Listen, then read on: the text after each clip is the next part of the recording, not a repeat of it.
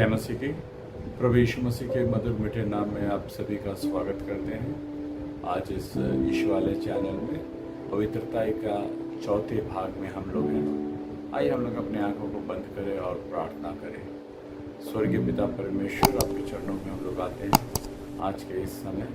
जो भी हमारे वचन जो हम बता रहे हैं पिता परमेश्वर, वो यहाँ यूट्यूब चैनल के द्वारा जो सुन रहे हैं, मेरे प्रभु उनके हृदय पे आप कार्य करें और वचन गहराई से असर करने के लिए अपने जीवन में पवित्रता में आगे बढ़ने के लिए तो सहायता कर।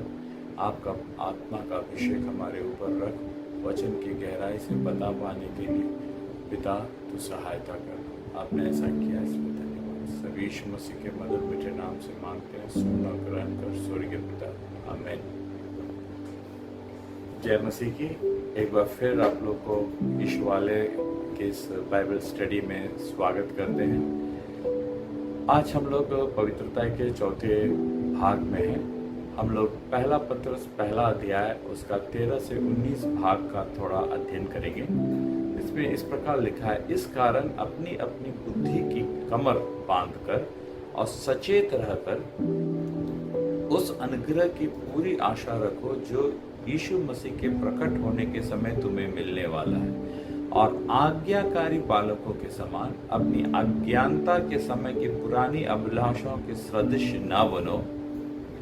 देखिए, एकदम क्लियर लिखा हुआ है कि हमें मिलने वाले प्रभु यीशु के समय प्रकट होने वाला अनुग्रह के बारे में सचेत रहना है। साथ ही साथ यहाँ बिल्कुल क्लियर किया गया है, बालकों के समान, आज्ञाकारी बालकों के समान अपनी अज्ञानता के समय की पुरानी अभिलाषाओं के सदृश ना बनो। जो पुरानी अभिलाषा हमारे जीवन में, हमारे मन में है, उसके अनुसार अब ना चलें। अब आज्ञाकारी बालक के समान प्रभु की आवाज को जो हम सुनते हैं, उस पर ध्यान लगा के अपने आप को उसके लिए समर्पित करके पवित्रता ही हमारा जीवन का एक अहम भाग होने के लिए हम लोग अपने आप को समर्पित करें। पर जैसा तुम्हारा बुलाने वाला पवित्र है, वैसे ही तुम भी अपने सारे चाल चलन में, देखिए यहाँ शब्द का इस्तेमाल किया है, सारे चाल चलन में पवित्र बनो। सिर्फ चर्च जाते समय नहीं, सिर्फ वर्शिप लीड करते समय नहीं, सिर्फ प्रचार करते समय नहीं, जब सब कोई हमें देख रहा है उस समय नहीं, कलीसिया के अंदर नहीं, कलीसिया के सिर्फ बाहर नहीं, हर चीज में, काम करते समय, कॉलेज जाते समय, स्कूल जाते समय, ड्यूटी में है उस समय, बिजनेस कर रहे हैं उस समय, कस्टमर से मिल रहे हैं उस समय, क्लाइंट से मिल रहे हैं उस समय, हर समय सारे चाल चलन में पवित्र बनो, क्योंकि लिखा है पवित्र बनो क्योंकि मैं पवित्र हूँ। लय व्यवस्था 11 का 44 में, लय व्यवस्था 19 का 2 में, लय व्यवस्था 20 के 7 में, इससे रिलेटेड कई वाक्य आपको देखने को मिलेंगे कि क्योंकि प्रभु परमेश्वर पवित्र है। हमारे अंदर इस चीज का एकदम बैठा लीजिए कि पिता परमेश्वर पवित्र है। बिना पवित्रता का हम उनके करीब नहीं जा सकते, हम उनके पास नहीं जा सकते। उनकी आशीषें, जो वादा उन्होंने हमारे जीवन में कर रखा है, वो हमारे जीवन में पूरा नहीं होगा। हम बपतिस्मा लिए प्रभु भोज में सम्मिलित होते हैं, कलीसिया चला रहे हैं, इवेंजलिस्ट हैं, पास्टर हैं, या रेवरेंड हैं, या बिशप हम बन चुके हैं, लेकिन हमारे जीवन में पवित्रता नहीं है, मेरे प्यारों, सब बेकार है। हम दूसरों के सामने रेवरेंड बन सकते हैं, दूसरों के सामने पास्टर बन सकते हैं, दूसरों के सामने लीडर हो सकते हैं, लेकिन प्रभु के नजर में मैं तुम्हें नहीं जानता। और सबसे बड़ी बात, अगर पवित्रता ही हमारे अंदर नहीं है तो पवित्र आत्मा हमारे जीवन में काम नहीं करेगा। और पवित्र आत्मा जब हमारे जीवन में काम नहीं करेगा, हम उठाए नहीं जाएंगे, तुरही फूकी जाएगी, हमारा रूपांतरण नहीं होगा। रूपांतरण होने के लिए हमारा पवित्र जीवन बहुत जरूरी है। इसीलिए हम लोग पवित्रताई पर जोर देते हैं इस अंत के समय में, क्योंकि समाज में, कलीसिया के अंदर पवित्रताई को, प्रभु के वचन को डाइल्यूट करके इतना हल्का कर दिया गया है कि हम सोचते हैं कि चलता है, सामान्य है। लेकिन प्रभु के नज़र में ये सामान्य नहीं है, क्योंकि हमारा प्रभु ना बदलने वाला प्रभु है। हम लोग के दिमाग से ये बात हटना नहीं चाहिए। इसलिए बहुत सतर्कता के साथ ये अंत के दिनों में हम लोग अपने आप को पवित्र करके पवित्रीकरण में हमारा जीवन बीतने पाए। 17 आयत में लिखा है, और जबकि तुम हे पिता कहकर उससे प्रार्थना करते हो और बिना पक्षपात हर एक के काम के अनुसार न्याय करता है, तो अपने परदेशी होने का समय भय से बिताओ। परदेशी होने का समय, इस दुनिया में हम एक परदेशी हैं। इस परदेशी होने का समय, क्योंकि हम स्वर्गीय स्थानों में हमें बैठाया गया है, हम स्वर्गीय हैं, प्रभु के द्वारा चुने हुए निज प्रजा हैं।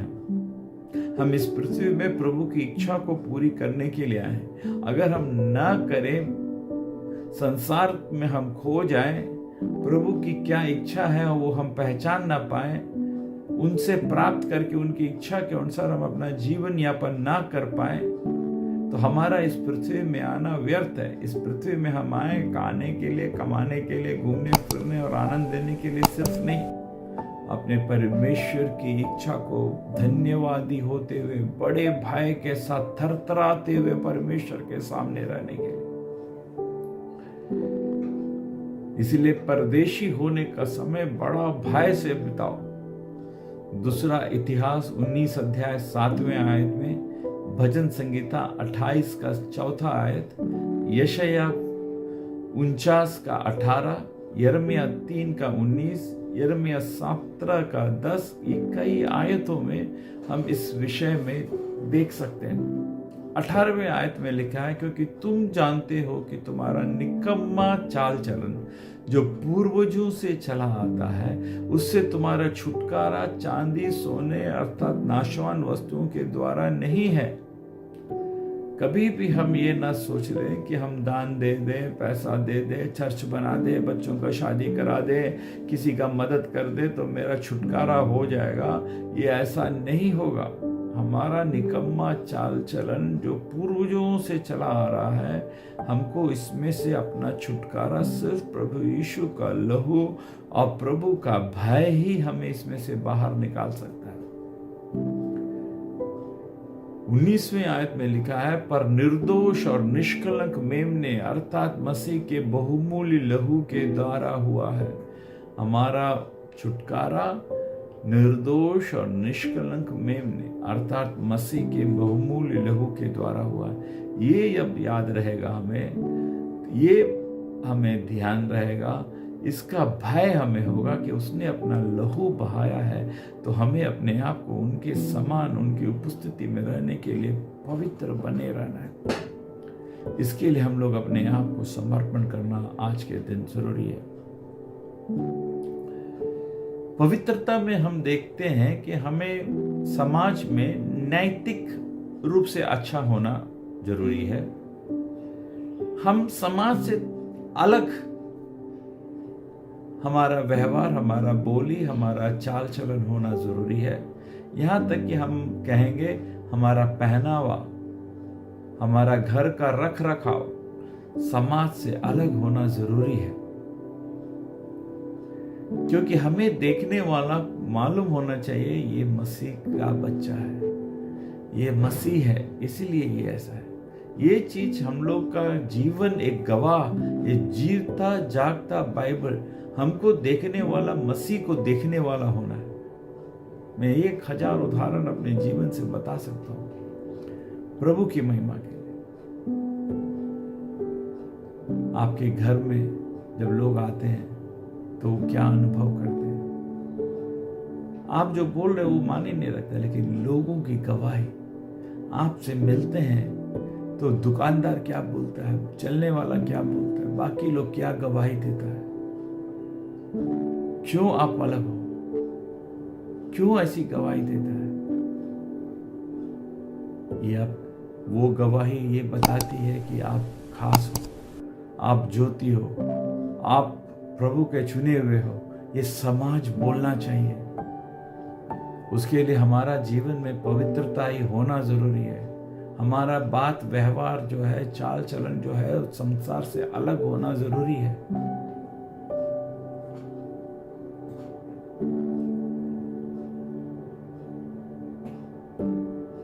पवित्रता व्यस्त मन को आह्वान करती है। हमारा जीवन, हमारा मन प्रभु में व्यस्त होना चाहिए।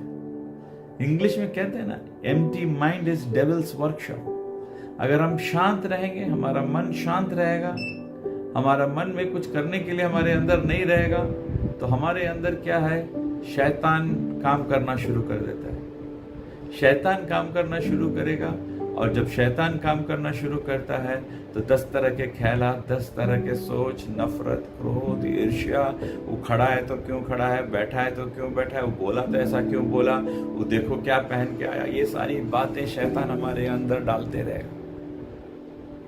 लेकिन हमारा ध्यान अगर प्रभु में लगा हुआ है तो संसार क्या बोल रहा है, क्या नहीं बोल रहा है, उससे कोई मतलब नहीं। एक कहानी है, आप लोग सभी जानते होंगे, लैला मजनू की कहानी। उसमें एक थोड़ा सा पोर्शन है जो हमें बहुत टच किया वाला पोर्शन है। वो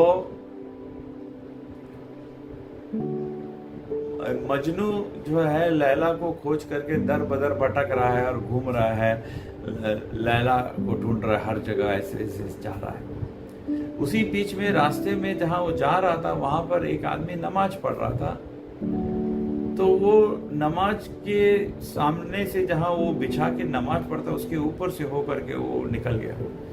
जैसे निकल गया तो ये नमाज जो पढ़ रहा था उसको बहुत गुस्सा आया और चिल्लाने लगा मजनू पर। बोला कि तुम कैसा आदमी हो, तुमको दिखाई नहीं दे रहा है, हम नमाज पढ़ रहे हैं और तुम उसके ऊपर से तुम चले जा रहे हो, मेरा नमाज तोड़ दिया, ऐसा कर दिया, वैसा कर दिया। खूब गुस्सा कर रहा है।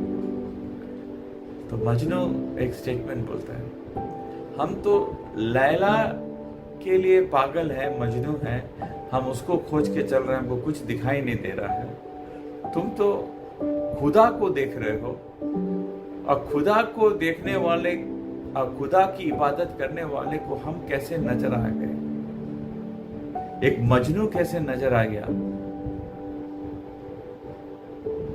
कितनी बड़ी बात है। अगर हम खुदा से इबादत करते हैं, प्रभु का हम याद करते हैं, प्रभु को हम याद कर रहे हैं, तो हमको दूसरा कोई चीज हमारे मन में दखल नहीं देना चाहिए, क्योंकि हमारा मन खुदा पे लगा हुआ है, प्रभु परमेश्वर पर हमारा मन लगा हुआ है। जब प्रभु परमेश्वर पर हमारा मन लगा रहता है तो कोई हमें जय मसीह बोला, नहीं जैसे मसीह बोला, कोई नमस्कार किया, नहीं नमस्कार किया, कोई गुड मॉर्निंग बोला, नहीं गुड मॉर्निंग बोला, कोई खड़ा हुआ, नहीं खड़ा हुआ, हमको प्रार्थना करने का मौका दिया या प्रचार करने का मौका दिया, नहीं मौका दिया, ये सब हमको मैटर नहीं करता है। हमको मैटर क्या करता है? हमको मैटर करता है जिससे प्रभु का हृदय दुखता है, उससे मेरा हृदय दुखना चाहिए। प्रभु की राज्य की स्थापना के लिए हम क्या कर सकते हैं, उसमें रुकावट आ रहा है तो हमें मैटर करना चाहिए, हमें वो चिंता का विषय होना चाहिए, हम उसके लिए प्रार्थना करना चाहिए। लेकिन सांसारिक चीजें, हमें शादी में बुलाया, नहीं बुलाया, हमें मीटिंग में बुलाया, नहीं बुलाया, ये सारी चीजें मैटर नहीं करती, ये हमारे लिए कोई बात नहीं है।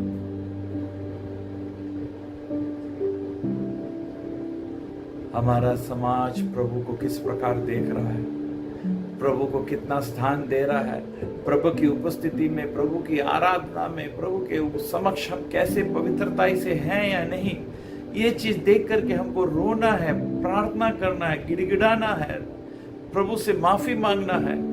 सिर्फ हमारे लिए नहीं, हमारे भाइयों के लिए, हमारे बहनों के लिए जो अपवित्रताई में चलते हुए प्रभु की उपस्थिति में रहने का प्रयास करते हैं, उनका आंख खुला नहीं है, आंख रहते हुए वो अंधा है। कान रहते हुए भी वो बहरा है। प्रभु की पवित्रता, प्रभु की उपस्थिति को पहचान नहीं सकता है। प्रभु को देने की योग्य आराधना हम नहीं दे पा रहे अपने जीवन से। उसको देख के हमें दुखी होना है, उसको देख के हमको रोना है, हमको उसको देख करके प्रार्थना करना है कि हमारे भाई या हमारे बहनों की आंखें खुल जाए, वो उस पवित्रता में चलने लगे, प्रभु को देने योग्य आराधना दे सके और प्रभु की उपस्थिति में पवित्रता के साथ पहुंच सके। तो हमारा मन प्रभु में व्यस्त होना जरूरी है। पहला पत्रस पहला अध्याय उसका 13 से 15 हम देखेंगे, जो हम लोग अभी थोड़ा देर पहले हम लोग देखे थे। इस कारण अपनी अपनी बुद्धि की कमर बांधकर और सचेत रहकर उस अनुग्रह की पूरी आशा रखो जो यीशु मसीह के प्रकट होने के समय तुम्हें मिलने वाला है। और आज्ञाकारी बालकों के समान अपनी अज्ञानता के समय की पुरानी अभिलाषों के सदृश ना बनो, पर जैसा तुम्हारा बुलाने वाला पवित्र है वैसे ही तुम भी अपने सारे चाल चलन में पवित्र बनो। इफिसियों 4 अध्याय उसका 17 से 25 आयत में लिखा है, इसलिए मैं यह कहता हूँ और प्रभु में जताए देता हूँ, जैसा अन्य जाति लोग अपने मन की अनर्थ की रीति पर चलते हैं, तुम अब से फिर ऐसा ना चलो। जैसे अन्य जाति लोग अपने मन की अनर्थ की रीति पर चलते हैं, तुम अब से फिर ऐसा ना चलो, क्योंकि उनकी बुद्धि अंधेरी हो गई है। उस अज्ञानता के कारण जो उनमें है, उनके मन की कठोरता के कारण वे परमेश्वर के जीवन से अलग किए हुए हैं। देखिए देखिए, क्या हम उस कैटेगरी में हैं, उस सूची में हमारा नाम है जिनकी बुद्धि अंधेरी हो गई है अज्ञानता के कारण, हमारी मन की कठोरता के कारण, प्रभु के लिए हृदय ना खोलना, प्रभु के लिए और प्रभु की बातों के लिए जज्बाती ना होना, परमेश्वर के जीवन से अलग किए हुए क्या हम हैं? और वे सुन्न होकर लुचपन में लग गए हैं कि सब प्रकार के गंदे काम लालसा से किया करे। पर तुमने मसीह की ऐसा शिक्षा नहीं पाई, वरन तुमने सचमुच उसकी सुनी और जैसा यीशु में सत्य है उसी में सिखाए भी गए कि तुम अपने चाल चलन के पुराने मनुष्यत्व को जो भरमाने वाली अभिलाषाओं के अनुसार भ्रष्ट जाता है उतार डालो। पुरानी चाल चलन मनुष्यत्व को भरमाने वाली अभिलाषाओं के अनुसार भ्रष्ट होता जाता है, उसे उतार डालने के लिए प्रभु का वचन कहता है। लुचपन में लग गए हैं, गंदे काम में लालसा से करने के हमारे अंदर मन करता है। एक तरफ प्रभु का नाम लेते हैं, एक तरफ कलीसिया में जाते हैं, एक तरफ प्रार्थना करते हैं, अपना जीवन मसीह बताते हैं, लेकिन गंदे काम लालसा के साथ करते हैं।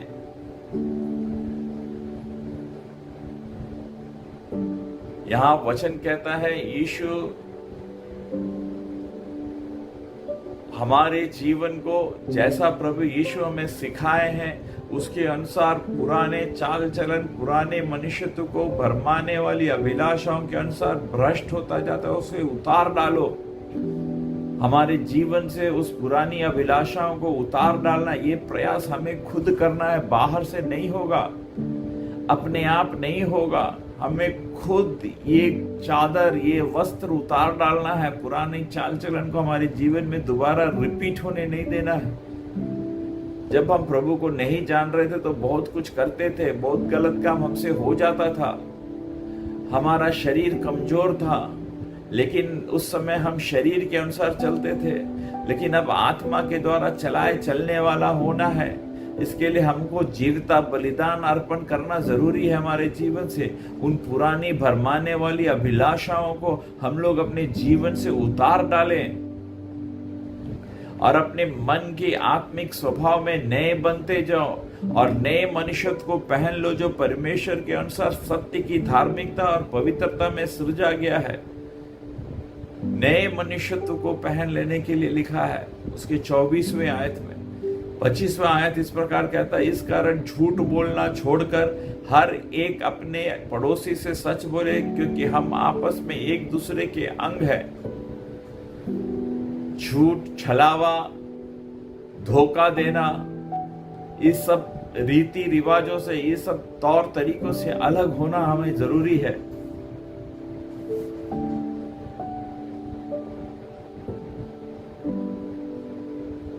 कुलुस्सियों 3 अध्याय उसके 10वें आयत, 2 कुरिन्थियों 5वां अध्याय उसके 17वें आयत,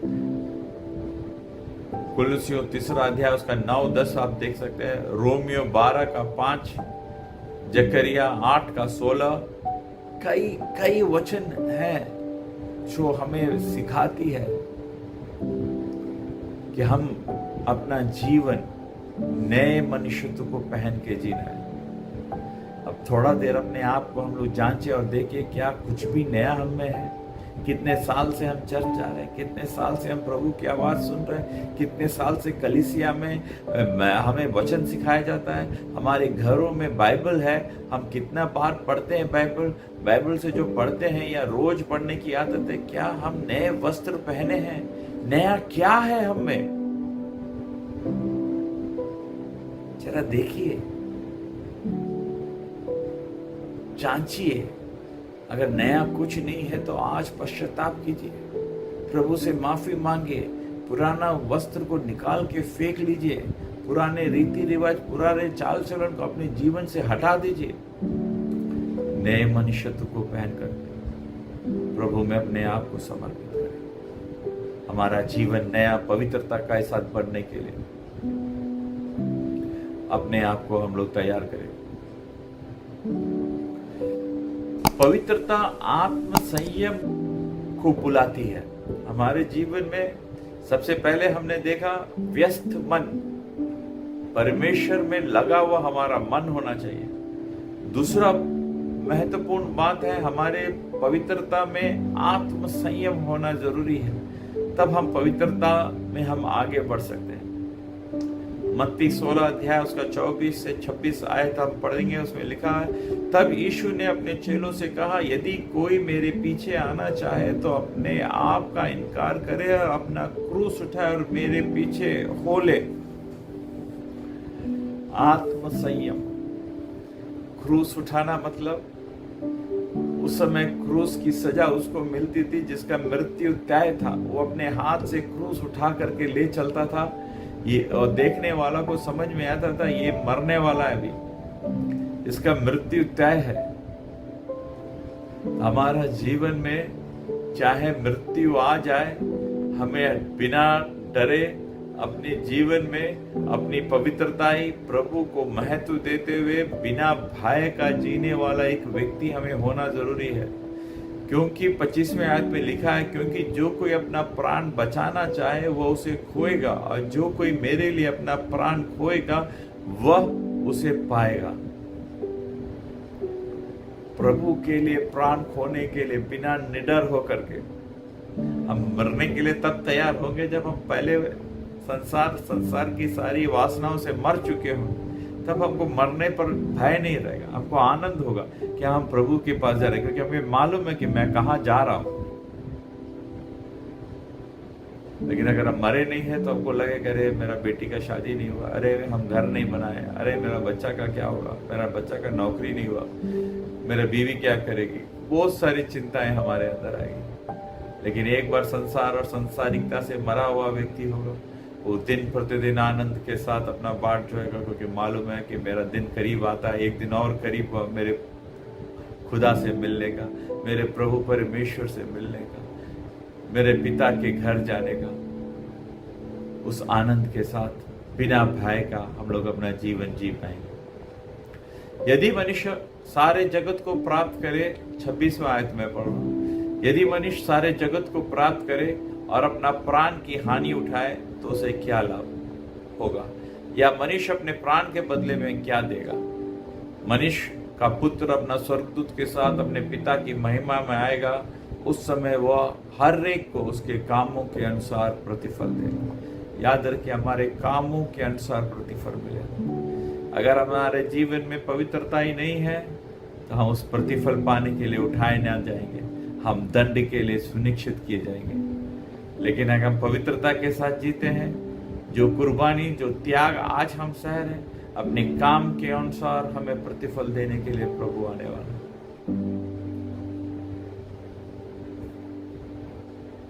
और पवित्रता में चलने वाले यीशु मसीह पर उनकी आशा टिकी रहती है। हमेशा उनकी आशा पवित्रता में चलने वाला यीशु मसीह। उनकी सारा दुख और सारी समस्या के बीच में उनकी आशा यीशु मसीह, क्योंकि उसको मालूम है कि हम प्रभु के बेटे बेटे, मेरे लिए मेरा प्रभु हमारा लड़ाई को लड़ने वाला। हमारी आशा प्रभु पर। इब्रानियों 6 अध्याय उसका 19 और 20 आयत, वो आशा हमारे प्राण के लिए ऐसा लंगर है जो स्थिर और दृढ़ है और पर्दे के भीतर तक पहुंचता है, जहां यीशु ने मलकीसदेक की रीति पर सदा काल का महायाजक बनकर हमारे लिए अगुआ के रूप में प्रवेश किया है। वह आशा हमारे प्राण के लिए ऐसा लंगर है जो स्थिर और दृढ़ है, डगमगाने का नहीं। इफ एंड बट इसमें नहीं है। प्रभु ने हमें बुलाया है, वो विश्वस्त है, वो हमारी लड़ाई को लड़ने में सक्षम है। निडर होकर, स्थिर होकर के, शांति के साथ हम अपना जीवन जी सकते हैं, क्योंकि हमारी सारा समस्याओं का हल, सारा बीमारियों का हल यीशु।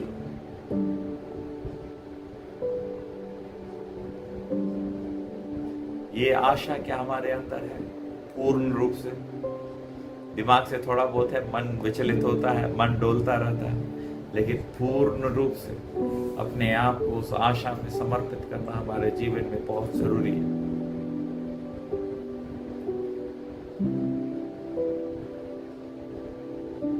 पहला यूहन्ना 3 अध्याय उसका 1 से 5 तक हम देखेंगे। देखो, पिता ने हमसे कैसा प्रेम किया कि हम परमेश्वर की संतान कहलाए। हम हैं भी, इस कारण संसार हमें नहीं जानता, क्योंकि उसने उसे भी नहीं जाना। हे प्रियो, अब हम परमेश्वर की संतान हैं और अब तक यह प्रकट नहीं हुआ कि हम क्या कुछ होंगे। इतना जानते हैं कि जब यीशु मसीह प्रकट होगा तो हम भी उसके समान होंगे, क्योंकि हम उसके वैसा ही दिखेंगे जैसा वो है। ये कॉन्फिडेंस हमारे जीवन में, क्योंकि हम जानते हैं कि हम पवित्रता ही में हैं, तो पहलौटा प्रभु यीशु है, तो दूसरा भाई हम हैं, संगे वारिस हैं हम स्वर्ग का,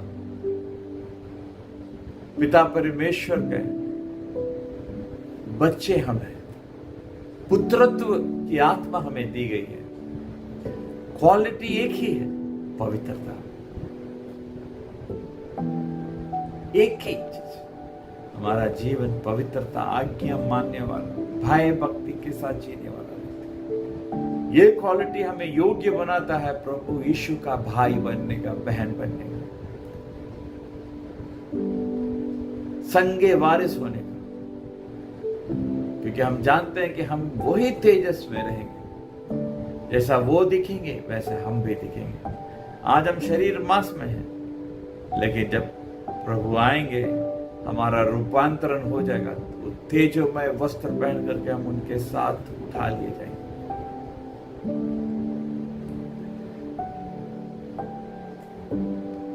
और जो कोई उस पर आशा रखता है वो अपने आप को वैसा ही पवित्र करता है जैसा वो पवित्र है। और जो कोई पाप करता है वो व्यवस्था का विरोध करता है, और पाप तो व्यवस्था का विरोध है। और हम जानते हैं कि यीशु मसीह इसलिए प्रकट हुआ कि पाप को हर ले, और उसमें कोई पाप नहीं। जो कोई उसमें बना रहता है वो पाप नहीं करता। जो कोई पाप करता है उसने ना तो उसे देखा ना उसको जाना है।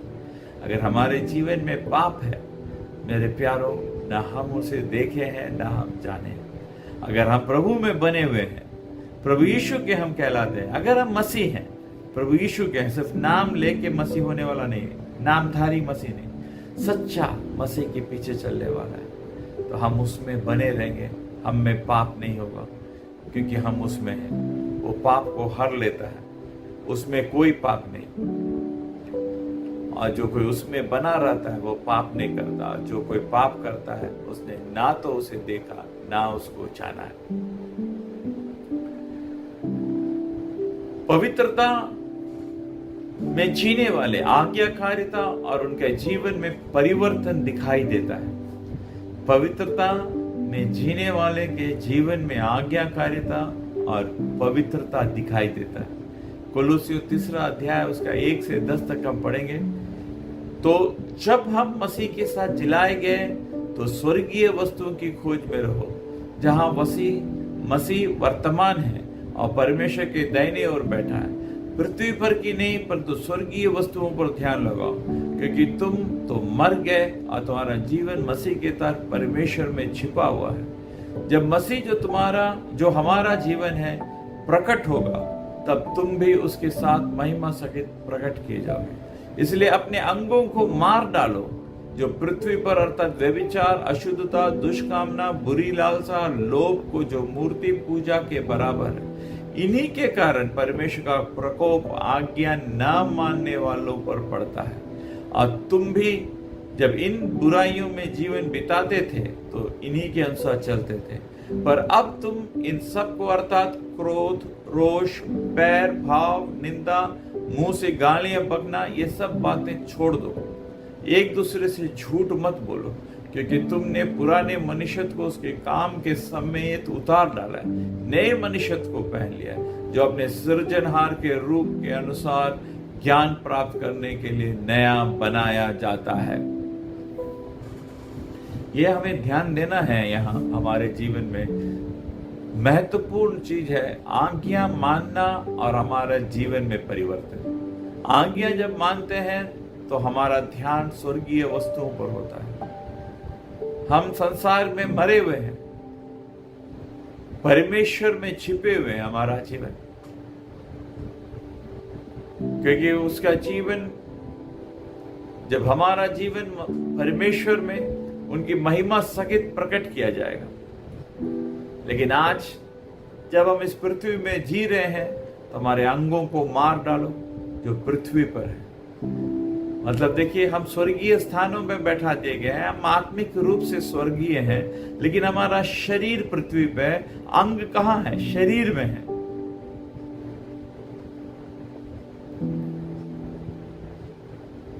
शरीर में अंग है। शरीर जो पृथ्वी पर है, व्यभिचार, अशुद्धता, दुष्कामना, बुरी लालसा, लोभ जो मूर्ति पूजा के पर है, इन्हीं के कारण परमेश्वर का प्रकोप आज्ञा न मानने वालों पर पड़ता है। अगर हम आज्ञा मानने वाले हैं तो परमेश्वर का प्रकोप हम पर नहीं पड़ेगा और हम अपने अंगों को मार डाल देते हैं। वो संसार की लालसा और वासनाओं में एक्टिव नहीं रहेगा। हम पवित्रता में जीने के लिए समर्पित हैं।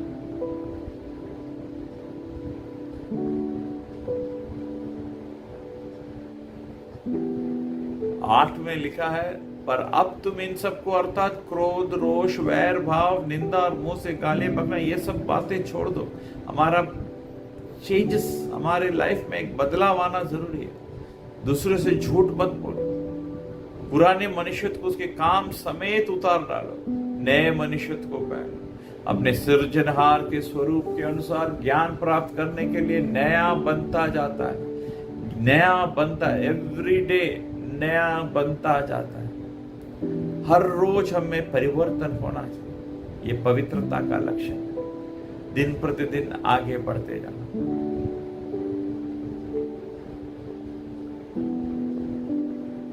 पवित्रता क्या है? अगर एक परिभाषा में परिभाषित किया जाए तो एक पापी प्रभु यीशु के समानता में परिवर्तित होने की प्रक्रिया है पवित्रता।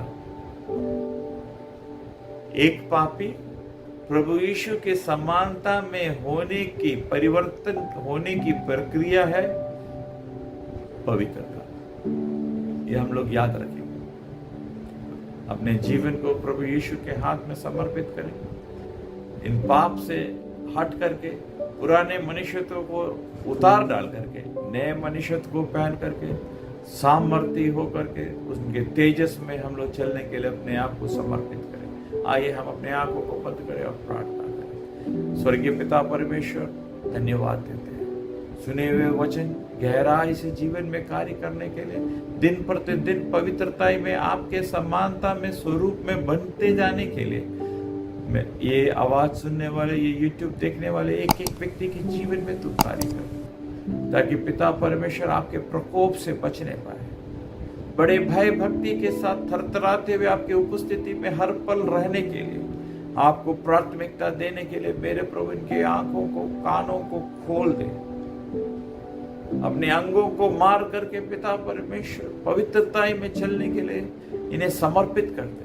पिता पुत्र पवित्र आत्मा के नाम से इन्हें तू आशीषित कर मेरे प्रभु, तेरे सामर्थ और शक्ति से भर दे पिता परमेश्वर, कि हर पल तेरी उपस्थिति में बड़े भय भक्ति के साथ, पवित्रता के साथ सामने आने के लिए तू सहायता कर। आपने ऐसा किया इसलिए धन्यवाद। सभी यीशु मसीह के मधुर मीठे नाम से मांगते हैं, सुन और ग्रहण कर स्वर्गीय पिता, आमीन।